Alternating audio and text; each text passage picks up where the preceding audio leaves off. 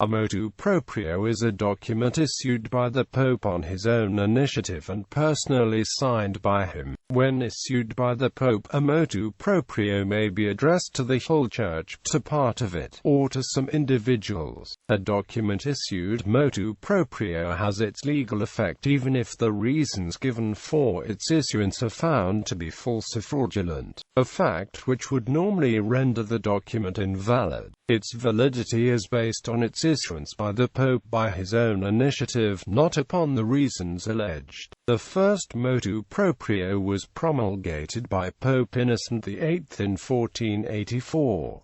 It continues to be a common form of papal rescripts, especially when establishing institutions, making minor changes to law procedure, and when granting favors to persons or institutions. Effect. An important effect of the issue of a document in this way is that a rescript containing the clause motu proprio is valid and produces its effect, even in cases where fraud would ordinarily have vitiated the document. Since the Pope does not rely on the reasons alleged when he grants a favor, withholding of the truth in what, according to canonical law, style and practice, must for validity be expressed, normally renders a rescript invalid, but not if the rescript is issued motu proprio. Consequently, canonists traditionally called the clause the mother of repose. The designation motu proprio indicates that the validity of the document is independent of the validity of whatever reasons may have been adduced in a request for its issuance. However, a motu proprio has no effect insofar as it harms the acquired right of another or is contrary to a law or approved custom, unless it expressly states that it is derogating from these matters. Form. A motu proprio rescript begins by giving the reasons for issuing it, and then indicates the law or regulation made of the favor granted. It is less formal than a constitution and carries no papal seal. Its content may be instructional, administrative, or merely to confer a special favor.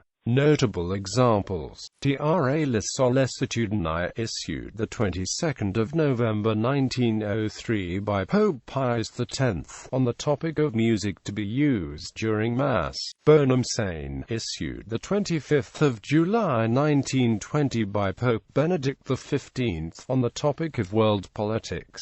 Mysterii Paschalis, issued the 14th of February 1969 by Pope Paul VI, revising the norms on the liturgical year and the general Roman calendar. Ad tuendam fide, issued the 15th of July 1998 by Pope John Paul II on topics in canon law. Summorum Pontificum, issued the 14th of September 2007 by Pope Benedict XVI on the use of the Tridentine Mass and other liturgical topics. Intima Ecclesiae Natura, issued the 11th of November 2012 by Pope Benedict XVI on the service of charity.